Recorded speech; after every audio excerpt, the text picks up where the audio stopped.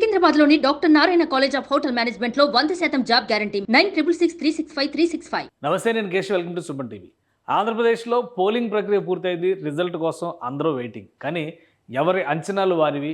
ఏ survey ఆ survey చెబుతున్నటువంటి మాటలు చూస్తే ఒక్కొక్కటి ఒక్కొక్క పార్టీకి అనుకూలంగా ఉందా అనిపించేంత స్థాయిలో ఈ అంశాలపైన చర్చ ఎక్కువ జరుగుతుంది. వాస్తవానికి గ్రౌండ్ రియాలిటీ ఏంటి, అసలు పోలింగ్ జరిగినటువంటి రోజున జరిగినటువంటి కొన్ని పరిణామాలు ఖచ్చితంగా విజేతను నిర్ణయించేటువంటి పరిణామాలుగా మనం పరిగణించవచ్చా? మరోవైపు ప్రతిరోజు హింసాత్మకమైనటువంటి ఘటనలపైన జరుగుతున్నటువంటి చర్చలు, వీటి ప్రభావం ఎలక్షన్స్లో ఎంత? ఆంధ్రప్రదేశ్లో ఎన్నికల ఫలితాలకి సంబంధించి ఎవరి అంచనాలు వారికి ఉన్నప్పటికీ కూడా ఓటరు కూడా ఇప్పటికే తన తీర్పుని చెప్పేశారు. కాబట్టి గతంలో ఓటింగ్ జరిగినటువంటి విధానాలు ఈసారి అంటే మే 13వ తేదీన ఓటింగ్ జరిగినటువంటి విధానాలను బట్టి చూస్తే పల్స్ ఏ విధంగా ఉందో తెలుసుకునేటువంటి ప్రయత్నం చేద్దాం. మనతో పాటు కేకే సర్వేస్ సంస్థ నిర్వాహకులు కేకే ఉన్నారు. కేకేని అడిగి అసలు గ్రౌండ్ రియాలిటీ ఏంటి, మూడ్ ఆఫ్ ఏపీ ఏ విధంగా ఉంది, ఏ ఏ అంశాల ఆధారంగా ఓటింగ్ జరిగింది, ఈ అంశాలను విశ్లేషించేటువంటి ప్రయత్నం చేద్దాం. కేకే గారు నమస్కారం. నమస్తే సార్. ఏంటి ఈసారి ఎలక్షన్స్కి సంబంధించి ఓటింగ్ పర్సంటేజ్ చాలా భారీగా జరిగింది కాబట్టి ఇది మాకు కలిసి వస్తుందంటే మాకు కలిసి వస్తుంది. అసలు మొదటి అంశమే అక్కడి నుంచి నడుస్తుంది చర్చ. అంటే సర్వేల ప్రకారం చూస్తే ఒక్కొక్కరు ఒక్కొక్కలా ఇస్తున్నారు. సరే, ఎవరి రీజన్స్ వాళ్ళకు ఉండొచ్చు. బట్ కేకే సర్వీస్ ఏం చెప్తుంది అంటే ఖచ్చితంగా సార్ ఓటింగ్ పర్సంటేజ్ పెరిగింది అంటే దానికి ఇప్పుడు గవర్నమెంట్ రన్ చేసే వాళ్ళకి ఫేవర్గా ఉంటుందా లేదా అపోజిషన్ వాళ్ళకి ఫేవర్గా ఉంటుందా అనే అంశాలు మనం పాత డేటా తీసుకుంటే ఓవరాల్గా అలా క్లారిటీ లేదు సార్. అది ఎవరికైనా ఫేవర్గా ఉండొచ్చు. అంటే ప్రభుత్వం మీద ఎక్కువ మంది పాజిటివ్ ఉన్నారనుకోండి, నిజంగానే అలా పాజిటివ్ వచ్చి ఎక్కువ మంది ఓట్లు వేసేదానికి ఆస్కారం ఉంటుంది. అలాగే ఎక్కువ మంది వ్యతిరేకంగా ఉన్నా కానీ ముందుకు వచ్చి ఓటు వేసేదానికి ఆస్కారం ఉంటుంది. సో ఖచ్చితంగా ఓటింగ్ పర్సంటేజ్ పెరిగితే వీళ్ళకే ఫేవరు అనేది ఎవరికోళ్ళు చెప్పుకుంటున్నట్టు అది రెండు రాంగే. అంటే కొన్ని సర్వేలు చెబుతున్నటువంటి దాని ప్రకారం చూస్తే ఎప్పుడైతే ప్రభుత్వ వ్యతిరేకత అనేది ఎక్కువగా ఉంటుందో అప్పుడు ఎక్కువ మంది క్యూ లైన్లో నిలబడి మరీ ఓటు వేస్తారు. అందుకనే ఆంధ్రప్రదేశ్లో పోలింగ్ 81% క్రాస్ అయింది అనేటువంటిది 2019 అంచనాలని 2019 ఓటింగ్ సరళిని బేరీజ్ వేసి చెప్తుంది. ప్రభుత్వ వ్యతిరేకత ఉంది కాబట్టి ఆ రోజు బాగా ఓటింగ్ జరిగింది. సో దీన్ని అసలు రిలేట్ చేయడానికి అవకాశం ఉందా? అలా 100% లేదు సార్. ఎందుకంటే మీరు సరళి అన్నారంటే ఏంది, ప్రీవియస్ ఉన్న డేటాను మనం వెరిఫై చేసుకొని కరెక్ట్ అయినా కాదని వెరిఫై చేసుకుంటాం. మన కేసీఆర్ గారు సెకండ్ టైం ముఖ్యమంత్రి అయినప్పుడు కూడా ఓటింగ్ పర్సంటేజ్ పెరిగింది, అలాగే ఢిల్లీలో పెరిగింది, అలాగే కర్ణాటకలో కొన్నిసార్లు ఏముందో ఓటింగ్ పర్సంటేజ్ పెరిగినా తర్వాత పోస్ట్ పోల్లో ఉన్నట్టు వల్ల కోల్పోయింది కాంగ్రెస్ పార్టీ. అక్కడ బీజేపీ రావడం జరిగింది అలయన్స్ వల్ల. సో రకరకాల ఫ్యాక్టర్స్లో మారుతుంది. కానీ ఖచ్చితంగా ఓటింగ్ పర్సంటేజ్ పెరిగితే వీళ్ళకే అడ్వాంటేజ్, దీనివల్లే మేము గెలవబోతున్నాం అన్న డేటా ఆధారితంగా మటుకు అది కరెక్ట్ కాదు. సో అంటే ఇప్పుడు ఓవరాల్గా ఆంధ్రప్రదేశ్లో 81% ఓటింగ్ జరిగింది. కేకే సర్వేస్కి సంబంధించి 175 నియోజకవర్గాల్లో మీరు సర్వే చేసి ఉంటారు, ఫీడ్బ్యాక్ తెచ్చుకొని ఉంటారు. సో ఎలా ఉంది అసలు మీ రియాలిటీ ఏంటి?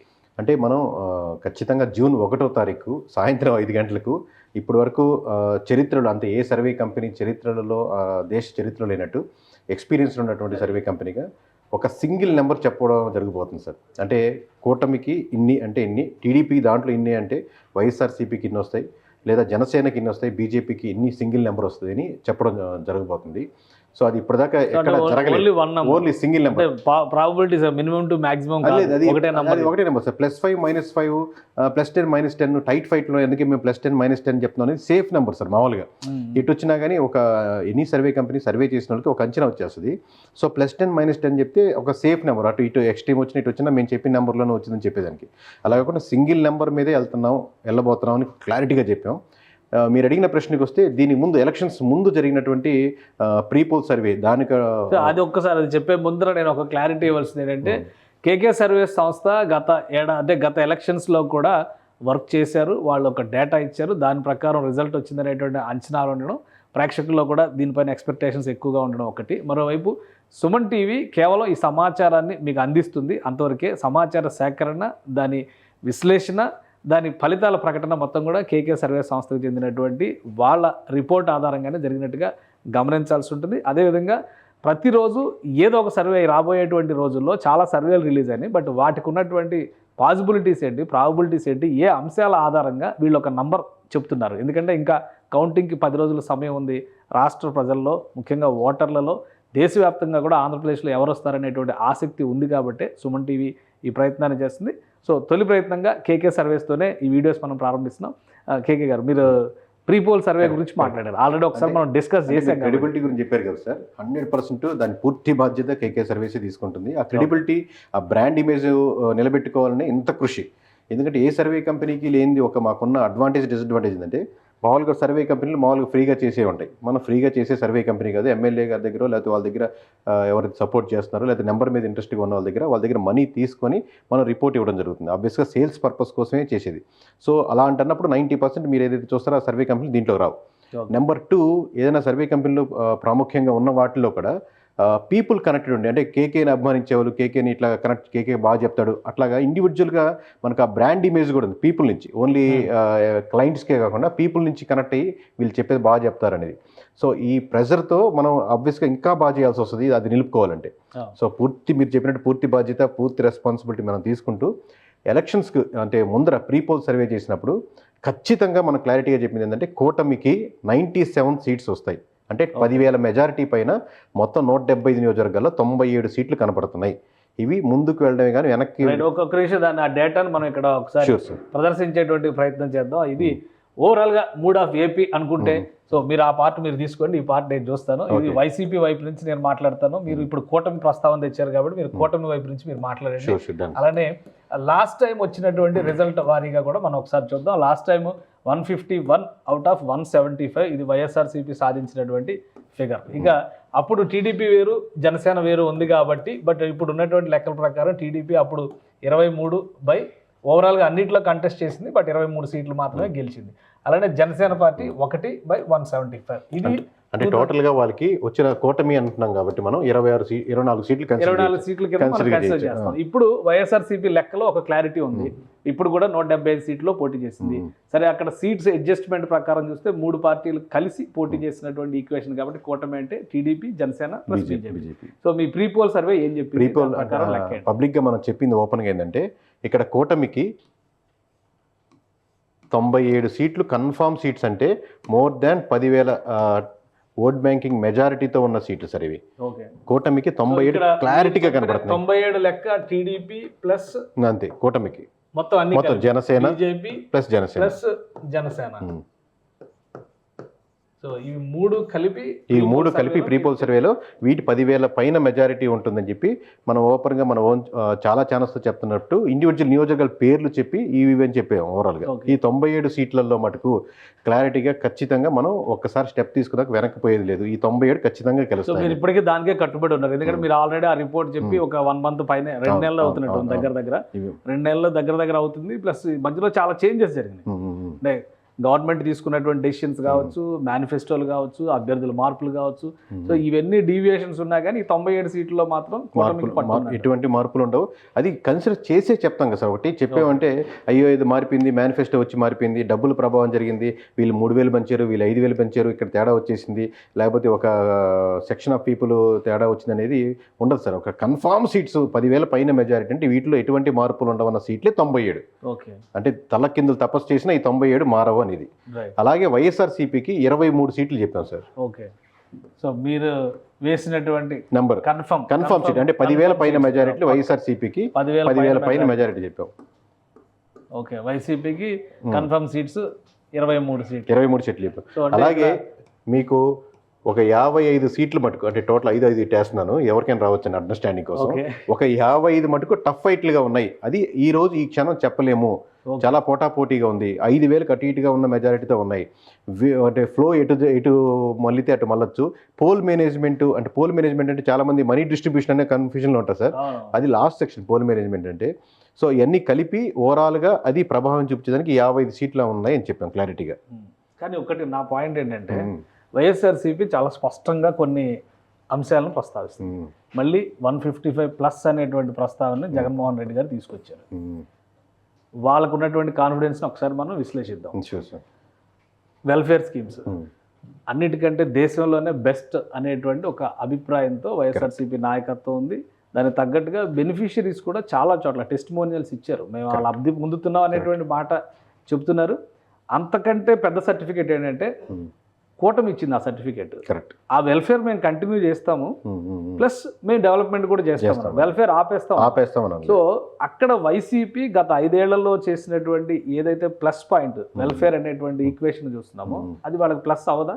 100% అవుతుంది సార్. వెల్ఫేర్ స్కీమ్స్ 100% ప్లస్ అవుద్ది, దాంట్లో ఎటువంటి డౌట్ లేదు.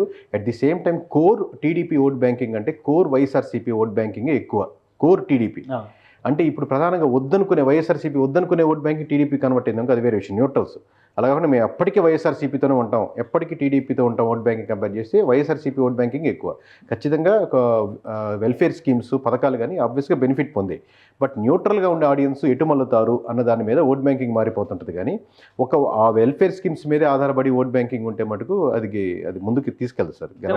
ఇక్కడ మీరు చెప్పే రీజన్ ఏంటి? కూటమికి అనుకూలంగా ఇప్పుడు ఆర్గ్యుమెంట్ కోసం అధికార పార్టీని దించాలి అనేటువంటి చర్చను పక్కన పెట్టేస్తే వెల్ఫేర్ ని కూటమే యాక్సెప్ట్ చేస్తుంది. వెల్ఫేర్ చేశారు, వాలంటీర్లు కూడా మేము కంటిన్యూ చేస్తామంటున్నారు, జీతాలు పెంచి మరి. ప్లస్ గవర్నమెంట్ ఇచ్చినటువంటి స్కీమ్స్ లో ఒక 1000 నుంచి 2000, 3000 అట్లా ఇంక్రిమెంట్ ఇస్తూ మళ్ళీ అవి కంటిన్యూ చేస్తామంటున్నారు, డెవలప్మెంట్ చేస్తామంటారు. అది కాకుండా వీళ్ళకి అంటే కూటమిలో ఉన్నటువంటి పార్టీలకి అత్యంత బలమైనటువంటి అంశం ఇది.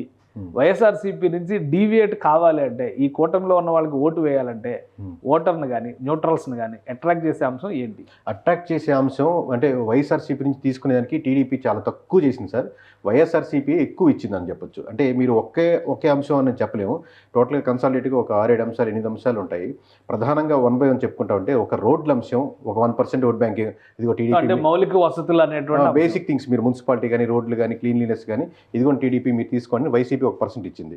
అలాగే లిక్కర్ సంబంధించినటువంటి బ్రాండింగ్ దొరకపోవడం కానీ, లేదా ప్యూర్ మంచి క్వాలిటీ దొరకపోవడం కానీ, ఏదైతే రెగ్యులర్గా డ్రింక్ చేసే వాళ్ళు ఉన్నారో అది కనపడకుండా ఈయన ఓట్ బ్యాంకింగ్, రోడ్లు మీకు తెలియకుండానే లిక్కర్ సంబంధించిన ఓట్ బ్యాంకింగ్ తెలియకుండానే ఇదిగో 1% ఇచ్చింది. అలాగే మీకు గవర్నమెంట్ ఎంప్లాయీస్ మేమంతా మీకు అగెనెస్ట్గా ఉన్నామని చెప్పి వీళ్ళు ఒక 1% ఇచ్చారు. అలాగే మీకు ప్రధానంగా ఇలా ఎన్ని చెప్పుకుంటా పోయినా ప్రధానంగా ఒక సమస్య సార్, ఎక్కువ మంది ఎక్కడ డిస్కస్ చేయని సమస్య ఏంటంటే ఎమోషనల్ కనెక్షన్ అనేది ఒకటి మిస్ అయ్యేది సార్. ఒకళ్ళు నిజంగా నేను చెప్పబోయే 6 పాయింట్లు మిస్ అయినా ఒకటి కానీ కన్వర్ట్ చేసుకోనంటే బాగా ఉండేది. ఎమోషనల్ కనెక్షన్ అంటే గడిచిన 4 సంవత్సరాల్లో లోకల్గా ఉన్నటువంటి నియోజకవర్గాలు తిరగడం, ఎమ్మెల్యేస్తో కనెక్ట్ అవ్వడం, ఒక నెల్లూరులోనో లేకపోతే ఒంగోలులోనో రాయలసీమలోనో గోదావరి జిల్లాలో 1 వీక్ స్టే చేయడం. మీరు ఇప్పుడు మీతో పాటు అనుకోండి, మీరు ఎమ్మెల్యే గారు మీతో పాటు మీ ఊరి నుంచి వచ్చినప్పుడు ఒక 10-20 పీపుల్తో మీరు వచ్చి మాతో పాటు సీఎంతో భోజనం చేసాక లేదా టిఫిన్ చేసినా, టైం స్పెండ్ చేసినా మళ్ళీ మీకు బ్యాక్ వెళ్ళి విగ్రస్గా పనిచేస్తారు, ఎమోషనల్ కనెక్ట్ అయ్యారన్నమాట మీరు. సో మీ వెనకాల ఉండేటువంటి 1000 ఓట్ బ్యాంకింగ్ 2000 ఓట్ బ్యాంకింగ్ బలంగా పనిచేసి మన అన్న వచ్చి జగన్ కలిసి వచ్చారంట అని ఆ 4.5 సంవత్సరాలుగా ఆ ఎమోషనల్ కనెక్షన్ ఏదైతే పీపుల్తో వైఎస్ఆర్సీపీకి జగన్మోహన్ రెడ్డికి బలం అయిందంటే ఎమోషనల్ కనెక్షన్ ఇది. అంటే ఆ ట్రావెల్ అది 100% వీక్ అనుకున్నాం చాలా డ్రాస్టికల్గా. అదే మీరు రాజశేఖర రెడ్డి గారు చూస్తే గెలిచాక కూడా చాలా ఎమోషనల్ కనెక్షన్తో జగన్మోహన్ రెడ్డి గారి పాయింట్ ఆఫ్ వ్యూలో చూసినప్పుడు ఆ విషయానికి కూడా ఒక ఆన్సర్ ఉంది. ఎందుకంటే ఆయన ఒక సోషల్ ఇంజనీరింగ్ చేస్తున్నారు, చాలా బిజీలో ఉంటున్నారు. పైగా ఈసారి ఎలక్షన్స్లో నన్ను చూసి ఓటేయండి అని చెప్పారు, పార్టీని చూసి జగన్ చూసి ఓటేయండి, అభ్యర్థి ఎవరనేది మీకు అనవసరం, బాధ్యత నాది అనేటువంటి సందేశం. ఇది పని చేయలేదా? అది ఒక్కటే పని చేశారు. మీరు మంచి భర్త అని ప్రూవ్ చేసుకోవాలంటే నేను మీకు ఆ ఇంటికి అన్నీ ఇస్తున్నాను, సరుకులు ఇస్తున్నాను, సామాన్లు ఇస్తాను, నీకు ఏం కావాలంటే గూగుల్ పే చేస్తున్నాను, అది ఒక్కటే మీ భార్య ఎక్స్పెక్ట్ చేయదు కదా సార్. మీ నుంచి ప్రేమగా మాట్లాడడం లేదా ఏమైనా ఉంటే సర్ది చెప్పడం, మాటల్లో ఎన్ని ప్రేమను ఎక్స్పెక్ట్ చేస్తున్నట్టే నాయకులు కూడా, లీడర్స్ కూడా నేను కలిసినప్పుడు వెళ్ళినప్పుడు మాట్లాడలేదు, టైం కుదరలేదని చెప్పి ఇక్కడ కిందకు వచ్చి లోకల్గా ఉంటారు. లోకల్ లీడర్లు కూడా అదే క్యారీ చేస్తూ ఉంటారు. ఆ ఎమోషనల్ కనెక్షన్ ఒకటి మిస్ అయినప్పుడు మీరు వెల్ఫేర్ ఒకటే లేపలేదు. ఎమోషనల్ కనెక్షన్ ఉండాలి, అలాగే వెల్ఫేర్ ఉండాలి, అలాగే వేరే డెవలప్మెంట్ ఉండాలి. ఓన్లీ వెల్ఫేర్తోనే మొత్తం ఓట్ బ్యాంకింగ్ రన్ చేయాలంటే అది కష్టమైపోతుంది. దాన్ని యాడెడ్ అడ్వాంటేజ్గా లాక్కోగలిగింది. రైట్. అంటే ఓవరాల్గా ఓటింగ్ జరిగినటువంటి 81.63%, 82% అనుకుందాం, 82% ఓటింగ్ జరిగిన దానిలో ఈ ప్రభావంతో పనిచేసేటువంటి ఫ్యాక్టర్స్ కానీ పర్సంటేజ్ కానీ ఎంత ఉండొచ్చు? వెల్ఫేర్ స్కీమ్స్ ఓవరాల్గా ఈ వెల్ఫేర్ స్కీమ్స్ లేదా జగన్మోహన్ రెడ్డి గారు ప్రజలకి దూరం అయ్యారు అనేటువంటి ఆలోచన విధానం నుంచి డైవర్ట్ అయ్యేటువంటి ఓట్ షేర్ ఎంత ఉండదు? అంటే లాస్ట్ టైం వాళ్ళిద్దరి మధ్య డిఫరెన్స్ 8% సార్. 8%తో వాళ్ళకి 151 సీట్స్ వచ్చేసి వీళ్ళకి 23 సీట్స్ వచ్చాయి. ఇప్పుడు మీరు ఏ మాత్రం ఒక దాంట్లో నుంచి ఒక 4% అంటే 100కి 4 మీరు లాక్కోగలిగినా కానీ ఈ ఇద్దరు ఈక్వల్ అయిపోతారు కదా. దాని మీద వచ్చే each and every 1% they will lose 10 seats, 20 seats, 30 seats దాకా లూజ్ అయిపోతారు.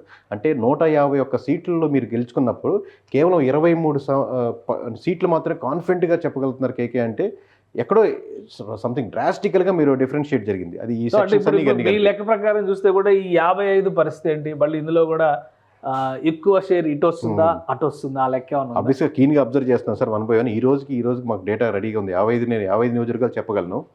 బట్ జూన్ 1 సాయంత్రం 5 దాకా వెయిట్ చేద్దామని. సో అది ఇంకేమైనా ఫిల్టర్స్ చేస్తే ఎగ్జిట్ అయిపోయినాయి. బట్ మేము ఎగ్జిట్ ప్రీపోల్ ముందు చెప్పినటువంటి స్టాండ్ మీద స్టిక్ ఆన్ అయినాం, అదే నెంబర్ మీద స్టిక్ ఆన్ అయినాం. కేవలం 55 నియోజకవర్గాలు ఎలా వస్తున్నాయని మాత్రం వెరిఫై చేస్తున్నాం. కానీ ఈ 23 నెంబర్లు కానీ ఈ 97 నెంబర్ల మీద మాకు ఎటువంటి డౌట్ లేదు సార్. ఓకే, ఇంకొకటి ఓటింగ్ జరిగేటువంటి సందర్భంలో మీరు ఇది ఓటింగ్కి 2 నెలల దగ్గర ఒక 2 నెలల ముందర డిసైడ్ అయినటువంటి ఫ్యాక్టర్ 2 నెలలు మొదలుపెట్టి ఎలక్షన్స్ ముందు వరకు సార్. ఎలక్షన్స్ ముందర వరకు జరిగిన పరిణామాలు అను, కానీ ఎలక్షన్ డే రోజు కూడా చాలా పరిణామాలు. సో వాటి ప్రభావం ఎలక్షన్ మీద ఎలా ఉంటుంది? ఇప్పుడు కూడా ఇంకా మనం చర్చిస్తూనే ఉన్నాం. మాచర్ల ఇన్సిడెంట్ కానీ, అన్నమయ్య జిల్లాలో జరిగిన ఇన్సిడెంట్, అనంతపురం జిల్లాలో జరిగిన ఇన్సిడెంట్స్ కానీ, చిత్తూరు జిల్లాలో జరిగిన ఇన్సిడెంట్స్ కానీ, ఇవన్నీ మనం ఇంకా డిస్కస్ చేస్తూనే ఉన్నాం. అన్నిటికీ మించి మంగళగిరిలో పడినటువంటి చెంపదెబ్బ, తెనాలిలో పడినటువంటి చెంపదెబ్బ, అక్కడ నుంచి కొంత ఎఫెక్ట్ ఉంటుంది అని కొంతమంది, అసలు ప్రభావమే ఉండదని కొంతమంది. సో ఓటింగ్ రోజు జరిగినటువంటి పరిణామాలు ఓటర్ పైన ప్రభావం చూపిస్తాయా? 100% చూపిస్తాయి సార్. కాకపోతే దాని శాతం, దాని యొక్క రేంజ్ ఎంతవరకు అనేది. ఇప్పుడు ఇష్యూస్ జరిగినాయి మీ మంగళగిరిలో, అది ఈ సెక్షన్ నుంచి వచ్చారా, ఈ సెక్షన్ నుంచి వచ్చారా సార్? ఓకే, ఏ సెక్షన్ నుంచి వచ్చారు అన్నది. ఇప్పుడు ఆల్రెడీ ఈ పక్క నుంచి ఓట్లు ఇట్లా ట్రాన్స్ఫర్ అవుతూ ఉన్నాయి అనుకోండి, ఆల్రెడీ ఇష్యూ జరిగితే ఇంకా ఇటుపక్క ఎందుకు మారుద్ది సార్? ఆబ్వియస్గా కానీ తెనాల్లో జరిగింది. అది ఒక ఇన్సిడెంట్, ఒక ఎమ్మెల్యే చేంజ్ చేసుకున్నారు అనేది, దానికి వెంటనే రివోల్ట్ అయ్యారు, కొట్టారు, అయిపోయింది. సో తర్వాత చాలా చోట్ల రిగ్గింగ్ జరిగింది, బూత్ క్యాప్చరింగ్ జరిగింది, అలానే ఈవీఎంలు ధ్వంసం చేశారు. వీటి ప్రభావం ఏమైనా ఉంటుందా? శాంతి భద్రతలకు సంబంధించినటువంటి ఓటింగ్ పైన ప్రభావం చూపించిన జూమ్ ఇన్ లో జరగలేదు, అంత ప్రభావం లేకపోయినా సార్ ఓవరాల్ గా చాలా శాంతి 98%, 99% చాలా శాంతియుతంగా జరిగినట్టే. 1-2 ఇన్సిడెంట్ ఉంటే మీడియా దాన్ని క్లోజ్అప్ చేసి పెద్దది చేసి ఈ బూత్ లాగే అన్ని బూతులు జరుగుతున్నాయి, 175 నియోజకవర్గాలు ఇలా రచ్చలు జరిగిపోతున్నాయి అని కానీ చాలా ప్రశాంతంగానే జరిగింది ఎలక్షన్స్ 98%, 99% వరకు. ఓన్లీ 1-2-3 చిన్న ఇన్సిడెంట్ ఇంతమంది 4 కోట్ల మంది ఓటర్లు ఉన్నప్పుడు, దాదాపు 3,60,00,000 మంది ఓట్లు దానికి వేసేదానికి సిద్ధంగా ఉన్నప్పుడు, సో 1-2 ఇన్సిడెంట్ అనేది చాలా నామినల్ థింగ్, దాని మీద ప్రభావం ఏం లేదు సార్. ఓవరాల్గా 1 or 2 ఇన్సిడెంట్స్ ఆ నియోజకవర్గం పరిధి వరకే, అది ఆల్రెడీ వాళ్ళు లూజ్ అవుతున్న ఫ్యాక్టర్లో ఉంటే దాన్ని ఆపలేదు సార్. అది ఇంకొకటి అంటే ఇప్పుడు మీరు ఓటింగ్ డే వరకు కూడా జరిగిన పరిణామాలన్నీ కన్సిడర్ చేసుకుంటూ వచ్చామని చెప్పారు. బట్ అన్నిటికంటే కూడా చాలా ముఖ్యమైనటువంటి అంశం మేనిఫెస్టోలో 3 పార్టీలకి సంబంధించినటువంటి ముద్రలే లేవు అనేది ప్రధానమైనటువంటి విమర్శ. వైసీపీ చాలా గట్టిగా చెప్పింది, అది ప్రజల్లో కూడా చాలా డిస్కషన్ జరిగింది. దీని ప్రభావం ఉండదా? ఇప్పుడు అంటే మేనిఫెస్టో ప్రభావం ఉంటుంది సార్. మేనిఫెస్టో బాగుండి మేనిఫెస్టోకి నేను కనెక్ట్ అయితే ఎక్కువ ఉంటుంది. ఇప్పుడు ఎక్కువ 90% వరకు ఇక్కడ జరిగిన ఏపీ ఎలక్షన్స్ వరకు అబ్జర్వ్ చేస్తే నేను మేనిఫెస్టో చదివాను, ఈ పాయింట్ నాకు బాగా నచ్చింది కాబట్టి నేను జగన్మోహన్ రెడ్డి గారు కోటేస్తున్నాను. లేదా ఈ మేనిఫెస్టో చదివిన తర్వాత 4వ పాయింట్లో 3వ అంశం ఉంది చూడండి, అది చంద్రబాబు గారు బాగా చెప్పారు, అందుకే నేను కూటమి కోటేద్దాం అనుకుంటున్నాను. అంశాలు లేవు సార్ అసలుకి. ఓకే, కానీ అసలు కూటమిలోనే ఐక్యత లేదని కదా ఇక్కడ ప్రధానమైనటువంటి ఆరోపణ. ప్రధానమంత్రి గారు ఫోటో పెట్టలేదు మీరు, కనీసం ఆయన బుక్ పట్టుకోవడానికి కూడా సంసిద్ధంగా లేరు. సో వీటి ప్రభావం అనేది ఓటర్ పైన, ఓటర్ మైండ్ సెట్ పైన చూపించే అవకాశం లేదు. అసలు మీరు ఎక్కువ మీ నుంచి ఓట్ బ్యాంకింగ్ ట్రాన్స్ఫర్ అవుతూ ఉంటే ఫ్లో ఎక్కువ ఉంది అనుకోండి, మీరు దాన్ని స్టాప్ చేసి చిన్న లేయర్ లాపలేదు కదా సార్. అది మీ నుంచి ఎక్కువ వస్తుంది. ఇదంతా చంద్రబాబు నాయుడు గారిని గెలిపించాలని, కూటమి గెలిపించాలని, లేదా కాంబినేషన్ గెలిపించాలని కంటే కూడా అటు నుంచి ఇక్కడ ట్రాన్స్ఫర్ అయిన ఒకటి కదా సార్. 151 సీట్లు అన్నప్పుడు మీరు అపోజిషన్ పార్టీ లేకుండా చేసే అవకాశం, స్కోపు మీకునింది. సో మీరు ఇచ్చేస్తున్నప్పుడు వాళ్ళు ఎంత మాత్రం తగ్గించుకున్న సీట్లు వస్తున్నాయి, ఇంకా వద్దనుకున్నా కానీ. అంటే మీకు కొంతమంది పార్లమెంట్లో సీట్లు పెట్టినప్పుడు ఆ క్యాండిడేట్ కూడా తెలియదు, ఎంపీ క్యాండిడేట్లు, అట్లాంటి వాళ్ళు కూడా ఇప్పుడు మెజారిటీ మీద లెక్కేసుకుంటారు, 1,00,000 వస్తుంది, 1,50,000 వస్తుంది అనేది. రైట్. అంటే ఇంకొకటి కేంద్ర ప్రభుత్వం నుంచి, అంటే కేంద్రం నుంచి జాతీయ స్థాయి నాయకులు, ముఖ్యంగా జాతీయ పార్టీ బీజేపీ ఇన్వాల్వ్ అయిన తర్వాత ప్రధానమంత్రి సభలు జరిగినాయి, అమిత్ షా సభ జరిగింది. ఈ సభల వలన మైనారిటీల్లో, ఎస్సీ ఎస్టీల్లో ఒక అభద్రతా భావం నెలకొని ఉంది. దాని వలన కూటమికి వ్యతిరేకత ఉంది. ఈ చర్చ అయితే జరిగింది. వైసీపీ వాళ్ళు చెప్పారా లేదా ఏ పార్టీ అయినా అనుకోవచ్చు. బట్ ఏంటంటే డిస్కషన్, ఇప్పుడు నేను రైజ్ చేసే పాయింట్స్ కూడా ఏదో నా point of view, but public లో ఉన్నటువంటి డిస్కషన్ కి మనం క్లారిటీ ఇవ్వాలి కాబట్టి. సో ఈ డిస్కషన్ జరిగింది కాబట్టి ఓటు ఈ మీరు చెప్పినట్టుగా ఇటు నుంచి అటు కన్వర్ట్ అవుతుంది, ఇటు నుంచి అటు డైవర్ట్ అవుతుంది, ఫ్లో ఆన్ అవుతుందని చెప్పారు. సో అది స్టాప్ అవడానికి అవకాశం లేదు. అమిత్ షా గారు స్పష్టంగా చెప్పారు కదా, ముస్లిం రిజర్వేషన్స్ అనేటువంటి అంశం పైన ఏపీలో ఒక హార్డ్ డిస్కషన్ జరిగింది. దీని ప్రభావం లేదా? 100% సార్. బీజేపీ కలవడం వల్ల చాలా ఖచ్చితంగా మైనారిటీలో ఉన్నటువంటి ఎఫెక్ట్ ఉంది. Obviously but at the same time most of the vote banking మామూలు ఇన్ జనరల్ కూడా వైఎస్ఆర్సీపీ ఓట్ బ్యాంకింగే అది. సో వైఎస్ఆర్సీపీకి ఉన్న ఓట్ బ్యాంకింగ్ వైఎస్ఆర్సీపీకి ఆగడం వల్ల పెద్ద నష్టం జరగదు. బట్ ట్రాన్స్ఫర్ అవుతున్నాయి. ఇప్పుడు ఒక నియోజకవర్గంలో కొంతమంది ముస్లిమ్స్లు ఒక 20%, 30% ఈసారి కూటమికి వేద్దాం అనుకునే వాళ్ళు ఒక 10% తగ్గిపోతుంది. ఎందుకు 10%, 20% తగ్గిపోతుంది, ఇంకా 10% ఎందుకు ఉంటుంది, కంప్లీట్గా ఆగిపోవాలి కదంటే ఇక్కడ బీజేపీకి అగెనిస్ట్గా నిలబడే పార్టీలు ఏమి లేవు సార్ మనకు. జాతీయ స్థాయిలో ఆబ్వియస్గా ఫ్రంట్ కలుస్తారా బ్యాక్ కలుస్తారనే తేడా, కానీ ఆబ్వియస్గా వైఎస్ఆర్సీపీ అయినా బీజేపీ ఈ డోర్ నుంచైనా ఆ డోర్ నుంచైనా రెండు వైఎస్ఆర్సీపీ అయినా కూటమి అయినా టీడీపీ అయినా జనసేన అయినా మొత్తం బీజేపీతో ఒక ట్రావెల్ అవే. కానీ నేను ఖచ్చితంగా బీజేపీని అపోజ్ చేస్తున్నాను, బీజేపీ సిద్ధాంతాలు నాకు నచ్చవు అనే పార్టీ లేవు. ఒక కాంగ్రెస్ పక్కన పెట్టి ఆంధ్రప్రదేశ్లో అటువంటివి లేవని అంత అమాయకులు కాదు, జనాలు చూసి అబ్జర్వ్ చేస్తున్నారు. సో అంతవరకు ఆ 20% ఆగుతుంది. ఎవరికి వేసినా ఒకటే కదా. రైట్. ఇంకోటి ఫైనల్ గా ఒక క్లారిటీ చెప్పండి సార్. ల్యాండ్ టైటిలింగ్ యాక్ట్ అనేది విపక్షం చివరి వారం 10 రోజులు బాగా క్యాంపెయిన్ చేస్తుంది. అదేదో ఒక అద్భుతం జరిగిపోతుంది, మీరు కనుక మళ్ళీ ఓటేస్తే మీ ఇల్లు వాకిలి అన్ని లాగేసుకుంటారు అనేటువంటి దాని ప్రభావం ఏమన్నా ఉండొచ్చా మీ లెక్క? అంటే దాని డిస్కషన్ పాయింట్ బాగా హైగా లేదానికి ఉపయోగపడింది సార్. ఆల్రెడీ వైఎస్ఆర్సీపీ బాగా హార్డ్ కోర్ ఫాలోయర్స్ ఏమో ఇది బాగా రాంగ్ ఇమేజ్ ఇస్తున్నారు, ఇంప్రెషన్ ఇస్తున్నారు, సంబంధం లేదని వాళ్ళు మాట్లాడేదానికి చూసారా నాయన మన టైటిల్ ఇచ్చేసి చేసిన అన్యాయం. ఆల్రెడీ అతను కూటమికే ఓటేస్తున్నాడు, కూటమికే ఓటేస్తూ నువ్వు కూటమి గురించి ఇలా సపోర్ట్ చేస్తూ మాట్లాడుతూ వైఎస్ఆర్సీపీ ల్యాండ్ వస్తుంది, అవును కదా మా పాస్ పుస్తకాల మీద ఆయన బొమ్మ ఏందని. బొమ్మ కేవలం పడ్డం వల్ల నిన్నటి వరకు నేను వైఎస్ఆర్సీపీకి ఓటేద్దాం అనుకుంటున్నాను, ఈ రోజు వాళ్ళు చెప్పడం వల్ల నాకు తెలిసింది జగన్మోహన్ రెడ్డి గారు నా ల్యాండ్ తీసేసుకుంటున్నారని, కాబట్టి ఈరోజు కూటమికి ఓటేస్తున్నానని కాదు సార్. ఈ డిస్కషన్కి డిబేట్లకి బాగా కలిసి వచ్చింది మామూలుగా. Right right. థ్యాంక్ యూ కేకే, మీ అభిప్రాయం తెలియజేసినందుకు. ఇది ప్రీపోల్ సర్వే సమయంలో కేకే సర్వేస్ ఏ ఫ్యాక్టర్స్ని అయితే పరిగణలోకి తీసుకుని కొన్ని నంబర్లకి ఫిక్స్ అయిందో, అంటే వాళ్ళకి వచ్చినటువంటి ఫీడ్బ్యాక్ ఆధారంగా అదే నంబర్లకి ఇప్పటికీ ఫిక్స్ అయి ఉన్నామని చెప్తున్నారు. యాక్యురేట్ డీటెయిల్స్ కావాలంటే జూన్ 1వ తేదీన ఒకటే నంబర్, సింగిల్ నంబర్తోనే ఎవరు గెలవబోతున్నారు అనేటువంటి డేటాను రిలీజ్ చేస్తా ఉన్నాం. ఎందుకంటే ఎన్నికల కమిషన్ పెట్టినటువంటి నిబంధన ప్రకారం జూన్ 1 తర్వాత ఎగ్జిట్ పోల్ సర్వేస్ కానీ ఇతర సర్వేలు కానీ రిలీజ్ చేయడానికి అవకాశం ఉంటుంది, కాబట్టి అప్పుడు చెప్తారంటారు. ఇక ఓవరాల్గా వచ్చినటువంటి కాంబినేషన్స్లో కేకే సర్వేస్ నిర్వహించినటువంటి ఫీడ్బ్యాక్ ఆధారంగా ఇస్తున్నటువంటి డేటా ఇది. ప్రజలకి సమాచారం కోసం, ప్రస్తుతం రాజకీయంగా జరుగుతున్నటువంటి చర్చలకి ఒక ప్రాతిపదిక కోసం సుమన్ టీవీ అందిస్తుంది. ఈ డేటాతో కానీ ఈ ఫలితాలతో కానీ ఏ పార్టీతో కానీ సుమన్ టీవీకి సంబంధం లేదు, ఇది గమనించగలరు. Thanks for watching. సుమన్ టీవీలో మీ పర్సనల్ అండ్ బిజినెస్ ప్రమోషన్స్ కోసం కింది నెంబర్కి కాంటాక్ట్ చేయండి.